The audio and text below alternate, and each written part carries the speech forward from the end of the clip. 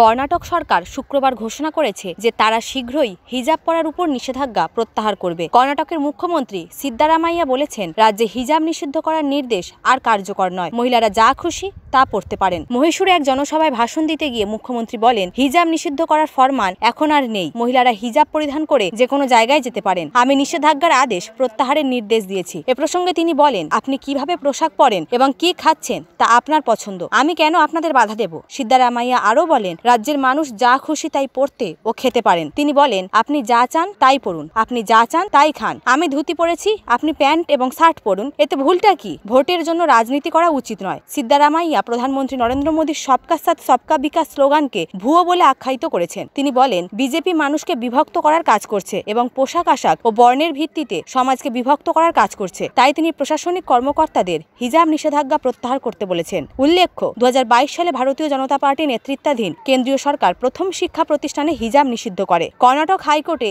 এই সিদ্ধান্তকে আইনিভাবে চ্যালেঞ্জ জানানো হয়েছিল, যেখানে নিষেধাজ্ঞা বহাল রেখে বলা হয়, আদালত তার নির্দেশে বলে, হিজাব পরা ইসলামের অপরিহার্য ধর্মীয় অনুশীলন নয় এবং যেসব শিক্ষা প্রতিষ্ঠানে হিজাব নির্ধারিত রয়েছে সেখানে ইউনিফর্ম ড্রেস কোড অনুসরণ করা উচিত। প্রাথমিকভাবে উদুপি পি ইউনিভার্সিটি গার্লস কলেজের 6 জন ছাত্রীর দ্বারা শুরু হওয়া হিজাব বিতর্কটি গত বছর কর্ণাটকে ব্যাপক সংকটে পরিণত হয়েছিল। হিজাব ছাড়া ক্লাসে যেতে অস্বীকৃতি জানানো শিক্ষার্থীরা এখনও বলে আসছে যে সুপ্রিম কোর্টের চূড়ান্ত রায় না আসা পর্যন্ত তারা অপেক্ষা করবে। বিষয়টি নিয়ে বজরং দল ময়দানে নামায় সাম্প্রদায়িক মোড় নেয় এবং এর ফলে কর্ণাটকের বিভিন্ন সহিংসতার ঘটনা ঘটে। কর্ণাটক সরকারের এই সিদ্ধান্তকে স্বাগত জানিয়েছেন মুসলিম সম্প্রদায়ের নেতারা। তারা বলেন, এই সিদ্ধান্তে মুসলিম নারীদের অধিকার রক্ষা হয়েছে।